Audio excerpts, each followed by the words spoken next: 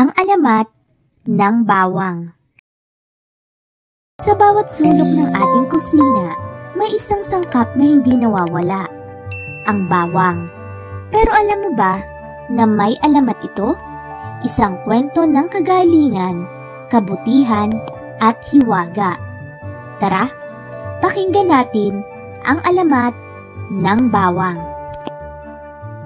Noong unang panahon, sa isang maliit at payapang nayon sa paanan ng bundok, may isang matandang babae na nagngangalang Lola Sela.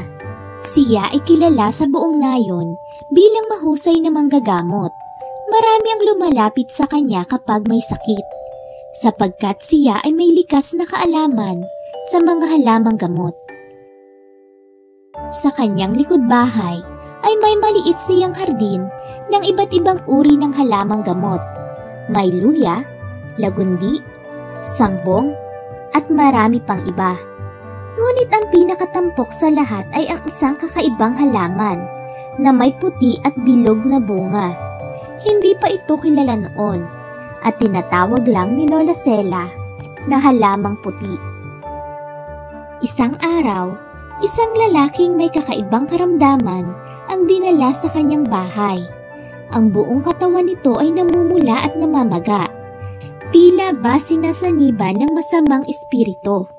Sinubukan ni Lola Sela ang lahat ng kanyang alam na gamot, ngunit wala pa ring bisa. Sa isang panaginip, nagpakita sa kanya ang diwata ng kagubatan. Lola Sela, wika nito. Ang lunas sa sakit ng lalaki ay ang halaman sa iyong likod bahay. Kailangan mo itong dikdikin at ipahid sa kanyang katawan.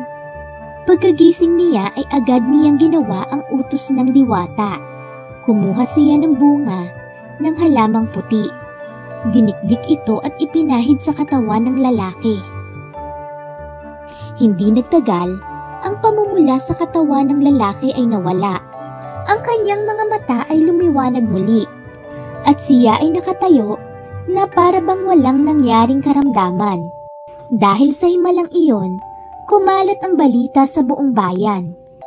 Maraming tao ang humingi ng bunga ng halamang puti para gamutin ang kanilang mga karamdaman, lagnat, ubo, at kahit kagat ng mga hayop. Tinawag nila ito bilang bawang. Mula sa salitang baga na nangangahulugang apoy at awang na nangangahulugang lunas. Ang bawang ay tinuring na panlaban sa init ng katawan at masamang espiritu. Ngunit hindi natuwa ang mga engkanto sa bundok. Ayon sa kanila, ang halamang iyon ay sagrado at hindi dapat basta-basta ginagamit. Isang gabi, bumaba sila mula sa bundok at nagbanta kay Lola Sela. Isusumpa namin ang halaman mo at hindi na ito muling tutubo. Sigaw ng pinuno ng mga engkanto. Ngunit lumuhod si Lola Sela. Maawa kayo, hindi ito para sa pansariling yaman. Ginagamit ko lamang ito para tumulong sa kapwa. Nahabag ang pinuno ng mga engkanto at nagpasya na lamang na bigyan ng isang kondisyon. Mula ngayon, ang bawang ay magiging karaniwan sa bawat bakuran. Pero sa kondisyong ito, hindi na magtataglay ng mahiwagang kapangyarihan, kundi ng likas na gamot. At dahil pinoprotektahan nito ang mga tao laban sa masasamang espiritu, sila ay lalayo kung naamoy ito. Kaya mula noon, ang bawang ay naging bahagi na ng bawat bahay at lutuing Pilipino. Ginagamit din ito bilang proteksyon sa masasamang espiritu at masamang enerhiya. At si Lola Sela, sa kanyang katandaan, siya ay nawala na parang bula. Sinasabing, kinuha siya ng mga diwata at ginawa siyang tagapagbantay ng mga halamang gamot sa gubat. Ang alamat ni Mariang Sinukuan. Sa bundok ng Arayat sa Pampanga, nakatira ang isang engkantada. Kilala siya doon bilang si Mariang Sinukuan. Magandang maganda si Maria. Matangkad siya at kaakit-akit kong pagmamasdan mula ulo hanggang paa. Kapansin-pansin ang tamis ng kanyang ngiti. Mapapatingin ka kapag nagsalita na siya sapagkat hindi mo maipaliwanag kung anong misteryo ang bumabalot sa katauhan niya. Natural lang kasi na ituring siyang isang diyosa sapagkat engkantada ang dalaga. Pero kahit na engkantada, tuwang-tuwa siya sa mga taong kanyang nakikita. Natutuwa siya kapag nagmamano ang mga bata sa mga nakatatanda. Nasisiyahan siya kapag hinahainan ng may bahay ang pagod na asawa. Naliligayahan siya kapag nakikitang nagpapawis ang mga ama sa pagsasaka. May mauwi lang na 6 palay sa asawa at mga anak nila. Sapagkat may angking kabaitan, lagi at laging tumutulong si Maria sa mga tao sa paligid ng kabundukan. Hinahandugan niya lagi ng mga sariwang bungang kahoy ang bawat pamilya. Noong una, takang-taka ang mga mag-anak. Paano nga raw bang nagkakaroon ng sariwang prutas sa kani-kanilang hagdan, gayong wala namang sino mang dito ang naglalagay. Hindi alam ng mga tao na sa isang kisap mata ay nailalagay kaagad ni Maria ang handog sa bawat hagdang tunguhin niya. Upang hindi naman maging kababalaghang walang kapaliwanagan, may mga pagkakataong nagpapakita si Mariang sinukuan sa mga may bahay na siyang pinagbibigyan niya ng mga buwig ng matatamis na saging, bugkos ng matatabang kamoteng kahoy at pumpon ng mababangong rosas. Pagkabigay na pagkabigay ay nangingiti lang si Maria at magpapaalam na. Hindi na siya nakikipagkwentuhan pa. Gustong-gustong nakikita ni Maria kaagad ihahain ng mga may bahay sa kani-kanilang pamilya ang handog ng kalikasang daladalan niya. Sa bawat hagdan ay iba ang inilalagay niya. May lansones, papaya, at makopa. May ilang-ilang, tsampaka, at kamya. May mabolo, balimbing, at mangga. May rambutan, litsiyas, at ihesa pa. May malunggay din, repolyo, at kalabasa. May upo na, may ampalaya pa, at saka patola. Ang bawat mag-anak na dalawin ay natutuwa sa kanya. Kaya't kahit hindi nakikita si Maria ng lahat, ay nagpapasalamat sa engkantada. Sa pagkakaroon ng sapat na pagkain, matanda at bata man ay may malulusog na pangangatawan. Nilalayo sila sa pagkakaramdam. Upang ipakita ang taus-pusong pasasalamat, nangako ang lahat na hindi sila aakyat ng bundok ni Mariang sinukuan. Ipinangako rin nilang hindi sila huhuli ng anumang hayop, mamimitas ng anumang bulaklak, o manunungkit ng anumang bungang kahoy. Kukuha ng gulay sa itaas man o sa paanan ng bundok. Nagkakaintindihan si Mariang sinukuan at ang mga mamamayan. Ngunit, may mga bagong sibol na kabataang isinisilang at may mga magagandang pananaw na natatalo ng sakim na paninindigan. Dumating nga ang panahon na naging makasarili ang ilan. May nagpapawalang halaga sa pagiging engkantada ni Maria. Ang hayop at halaman daw ay para sa sangkatauhan, kaya't dapat akyatin ang kabundukan at huwag paniwalaan ang pagiging engkantada ni Mariang sinukuan. Isang grupo ang nangahas na umakyat sa bundok. Pinatotohanan ng mga nakita nilang hayop at halaman na ang lugar ay isa nga palang paraiso ng kalikasan.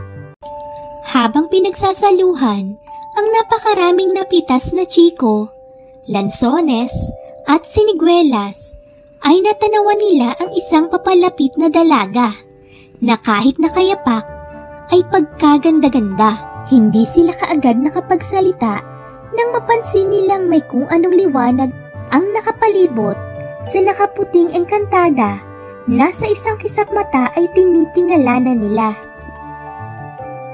Ako si Maria, ng bundok sinukuan. Pagpapakilala ng dalaga, nakapansin-pansing nakaangat ang mga paa habang nagsasalita siya. Maria? Ng bundok sinukuan? Kayo ba ang nagbibigay ng mga gulay, bungang kahoy, at bulaklak sa bawat bahay-bahay? Ngumiti lang ang engkantada at nagpaalala. Makakain ninyo ang lahat ng bungang kahoy, subalit wala kayong dadalhing anuman sa inyong pagbaba sa kabundukan. Tumango-tango lang ang kalalakihan.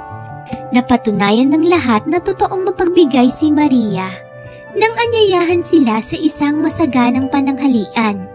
Sapagkat noon lamang may dumalaw sa bundok ng sinukuan, ay pinagsikapan ni Mariang pakitunguhan ang kalalakihan. Ginulat ni Maria ang mga bisita nang dalhin sila sa mesang kainan sa ilalim ng punong mangga. Isang masaganang pananghalian ang bumulaga sa kanila.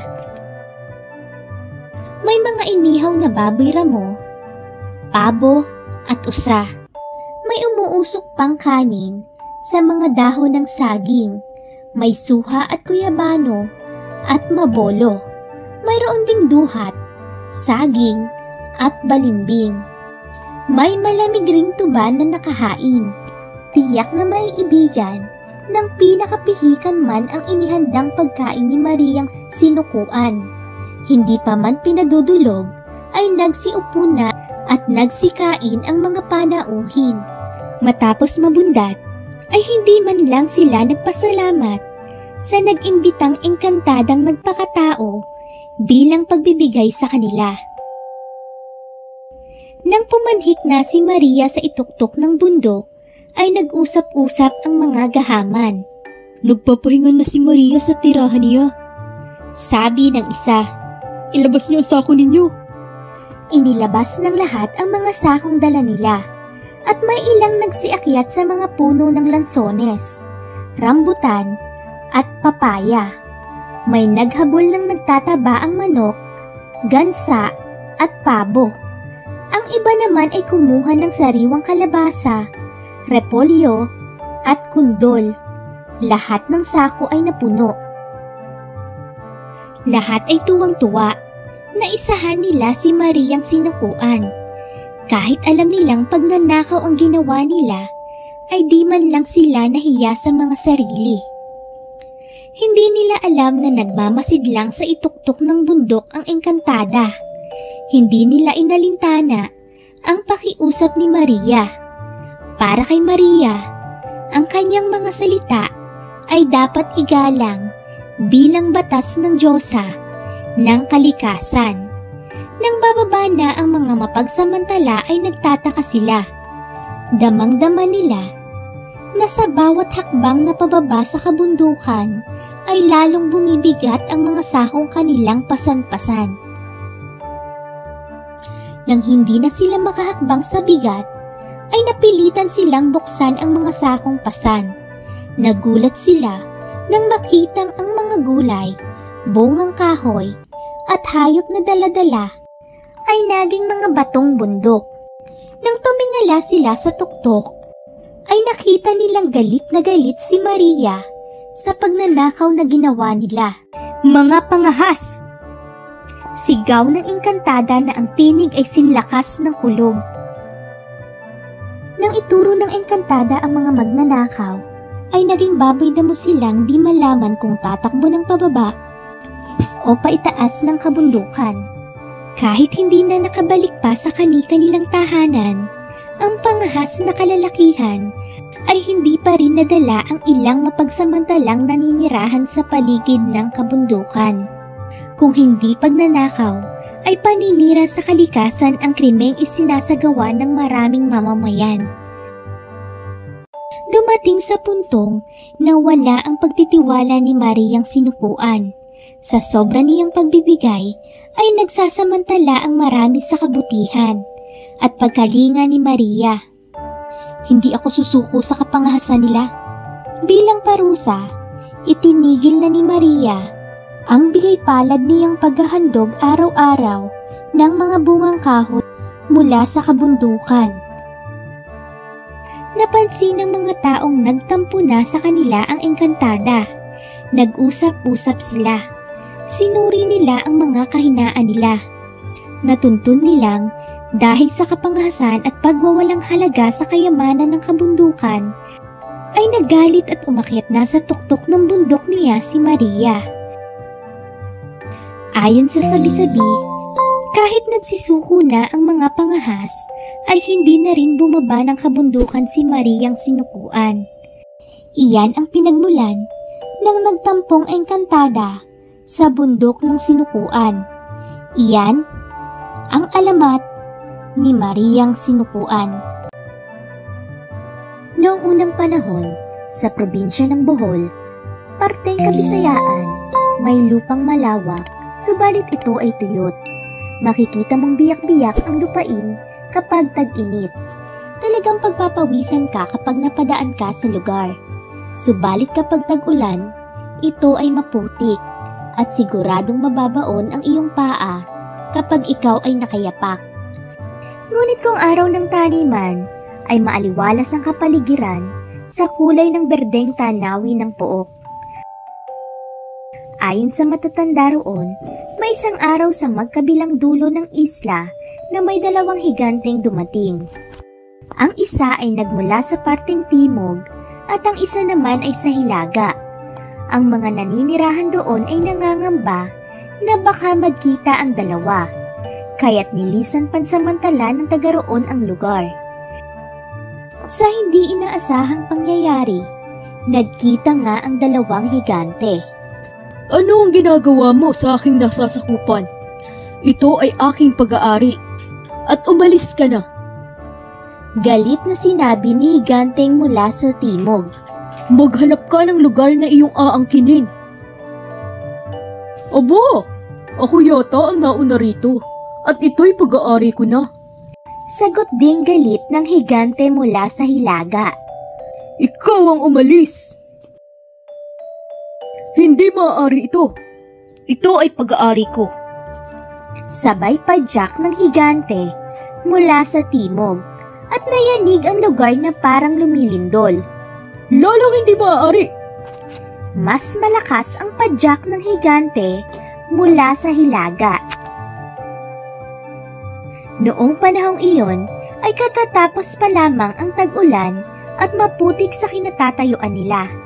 Ginawa ng isang higante ay bumilog ng putik at binato sa isa.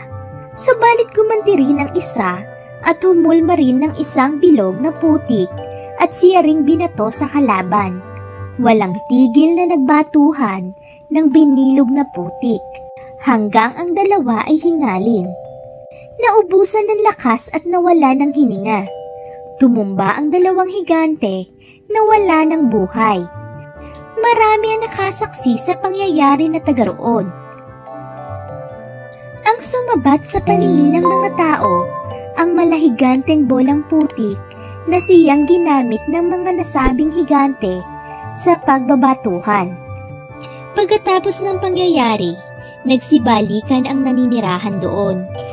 Namuhay ng mapayapa at masagana dahil sa bulubunduking ginawa ng mga higante na kulay tsokolate na sila ring napapakinabang taniman. Ito ang pinagmulan ng Chocolate Hills. Ang alamat ng kapre. Noong unang panahon, sa isang masukal at madilim na kagubatan sa paanan ng bundok Banahaw, may isang nilalang na labis na kinatatakutan ng mga tao. Siya'y isang higanteng may maitim na balat, pulang-pula ang mga mata at palaging may sinding tabako sa kanyang bibig. Siya ang tinatawag ng mga matatanda na kapre. Ngunit hindi palaging ganoon ang kanyang anyo. Ang kapre, na ang tunay na pangalan ay Agno, ay isa noong makisig at mabait na mandirigma. Isa siyang anak ng datu. Kilala sa kanilang nayon bilang tagapagtanggol laban sa masasamang espiritu at mananakop. Mahal na mahal siya ng mga tao, lalo na ni Liwayway, ang anak ng isang manggagamot sa nayon. Isang araw, dumating sa kanilang lugar ang isang dayuhang mangkukulam na nagngangalang Siring. Inalok nito si Agno ng kapangyarihang walang kapantay kapalit ng kanyang kaluluwa. Ngunit mariing tinanggihan ni Agno ang alok. Dahil sa galit, isinumpa siya ni Siring. Magpakailanman kang mabubuhay sa anyong halimaw. Itataboy ka ng mga tao at mananatiling mag-isa sa dilim ng kagubatan. Sa isang iglap, nagbago ang anyo ni Agno. Lumaki siya, nag-itim ang balat, at naging mabagsik ang anyo. Sa takot ng mga tao, pinalaya siya mula sa nayon. Tanging si Liwayway ang naniwala na si Agno ay nanatiling mabuti sa kabila ng kanyang itsura. Ngunit bago pa man siya makalapit, dinala ng kanyang ama si Liwayway palayo upang hindi sila muling magkita. Lumipas ang maraming taon, sa loob ng kagubatan, tahimik na namuhay si Agno. Hindi siya nanakit ng tao. Bagkus ay pinoprotektahan niya ang gubat mula sa mga iligal na mangangaso at mga mapanirang dayo. Palihim din siyang tumutulong sa mga nawawala sa gubat, nag-iiwan ng apoy o nagbabantay mula sa malayo. Minsan, may isang batang nawawala sa kagubatan. Tinulungan ni Agno ang bata at inihatid ito pabalik sa kanilang baryo. Ngunit sa halip na pasalamatan, binato siya ng mga tao. Doon, muling nasaktan ang kanyang puso. Hindi na siya muling lumapit sa sinuman. Hanggang isang araw, may isang matandang babae na nagtangkang pumasok sa gubat upang kunin ang isang halamang gamot. Tinulungan siya ni Agno mula sa isang gumuhong lupa. Laking gulat niya nang sabihin ng matanda, "Ikaw ba si Agno, ang anak ng datu?" Lumabas na ang matandang iyon ay si Liwayway. Matanda na rin siya. Ngunit, nanatiling buhay ang pagmamahal niya kay Agno. Niyakap niya ito kahit sa anyo nitong nakakatakot. At sa pagtanggap ni Liwayway, isang himala ang nangyari. Unti-unting bumalik si Agno sa kanyang dating anyo. Ngunit pinili ni Agno na manatili sa kagubatan. Aniya, Mas mahalaga sa akin ang katahimikan at ang kalikasan. Ngunit salamat, Liwayway, dahil sa iyo, napatunayan kong may puwang pa rin sa mundo ang tunay na pagkatao, kahit ito'y nakatago sa likod ng sumpa. At simula noon, tuwing gabi, makikita ang usok mula sa baging ng isang malaking puno. Ang sabi ng matatanda, si Agno raw iyon, ang kapreng mapagmasid at tagapagtanggol ng gubat. Hindi halimaw, kundi isang bayani sa kanyang sariling paraan. Ang alamat ng palaka. Sa gitna ng kaharian ng Rinea, isang dalaga ang nakatira sa munting palasyo. Siya si Helena. Nag-iisang anak siya ni na Haring Bernardo at Reyna Lorena. Pinagmamalaki ng mag-asawa ang kanilang anak dahil hindi lang maganda si Lorena, kundi ay matalino at may mabuting kalooban din. Tuwing umaga ay hindi sumasablay si Helena sa pagbati sa lahat ng taong makakasalubong niya. "Magandang umaga po sa iyo. Nawa po ay maging maganda ang iyong araw." Hindi rin siya pumapalya sa pagpunta sa kanilang hardin. Tuwing umaga at gabi, Sa kadahilanang meron siyang binibisitang mga alaga, ang kanyang mga palaka. Tuwang-tuwa siya sa mga palaka. Para sa kanya ay nakakaakit ang mga malalaki at bilugang mata ng mga ito. Isang umaga, habang siya ay naglalakad patungo sa hardin, nakasalubong niya ang isang binata. Binati niya ito ng, "Magandang umaga sa iyo." Natuwa ang binata sa kanya at nagbigang, Magandang umaga din sa iyo. Mukhang masaya ka ata. Saan ka ba patungo at maaari ko bang malaman ang iyong pangalan? "Ako nga pala si Elena. Ikaw?" "Papunta ako sa aming hardin." Tugon ng dalaga. Ako nga pala si Nicolas. Kinagagalak kitang makilala. Ano naman ang gagawin mo sa inyong hardin? Wika ng binata. "Dadalawin ko ang aking alagang palaka." Sagot ng dalaga. Palaka? Nagtatakang tanong ng binata. "Paborito ko kasi ang mga yon. Tara, sumama ka sa akin para makita mo kung gaano sila kaganda." Nakangiting sagot ni Helena sa binata. Namangha si Nicolas sa kanyang narinig sapagkat unang beses lang siyang nakarinig ng dalagang natutuwa sa mga palaka. Napangiti na lang ang binata at sumama sa dalaga. Simula ng araw na iyon ay lagi na silang nagkikita. Sa araw-araw na pagkikita ng dalawa ay nahulog na ang loob nila sa isa't isa. Hindi tumutol ang mga magulang ni Helena sa pag-iibigan nila ni Nicolas sa kadahilan ng kampante na ang loob nila sa binata. Dahil nga sa halos araw-araw na pagpunta ng binata sa palasyo, nakatitiyak na si Haring Bernardo na mabuti ang intensyon ng binata sa kanilang anak. Laging pinapasaya ni Nicolas si Helena, kaya tuwang-tuwa ang mga magulang nito sa kanya. Itinuturing na siyang kapamilya ng mga ito.